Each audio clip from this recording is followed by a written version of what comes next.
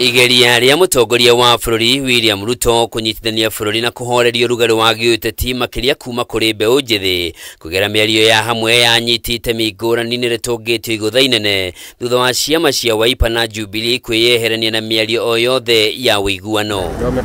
Kuringana na mutongoria wa Wiper Kalonzo MUSYOKA, itua ria gutabania kigomano gĩa kiumia giukite nĩrĩrateng'eririo ria gutagĩrĩire hatarĩ gukuruhania anyiti itemi othe na onake ndanakuruhanio. If there were consultations about having a national dialogue, my view is those were hurried and there wasn't a full consultation. What the country wants is fidelity to the rule of law, fidelity to our constitution,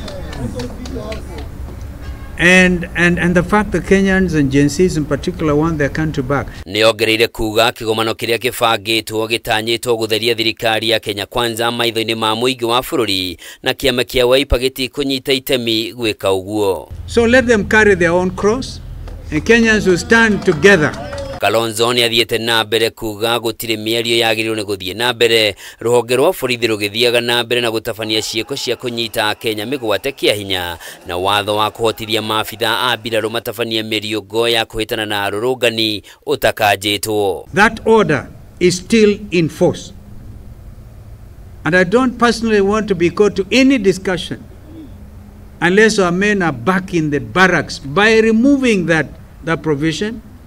I don't know when, Bwana Mheshimiwa Mboi, Deputy Minority Leader, when you are reconvening.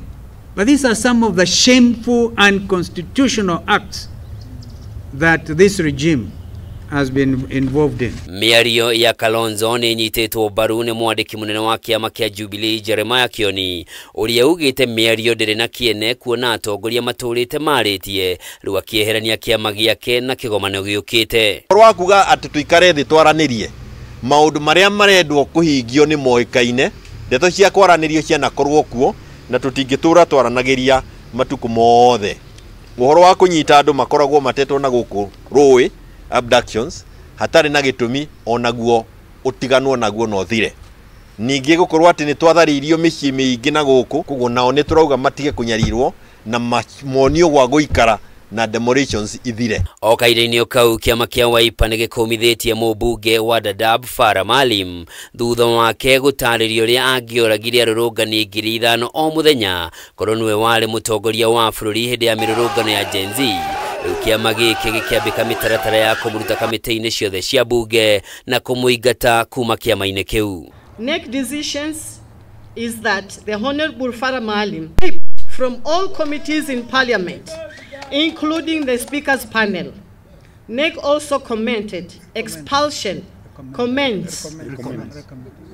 NEC also recommends the expulsion from the party to the National Delegates Convention, NDC, the supreme organ of the party. So these are gone cases. President William Ruto na mutongoria wa mũng'ethanĩro Raila Odinga nĩo maranĩrĩire itua rĩa gũtabania kĩgomano gĩkĩ, no itua rĩao rĩrokĩrĩrwo mũno nĩ Akenya nenda-inĩ cia ũkinyanĩria magĩkũa kĩgomano gĩkĩ gĩtanyĩtwo kũhotithia kũmbwo gwa thirikari ya ũrũmwe wa bũrũri.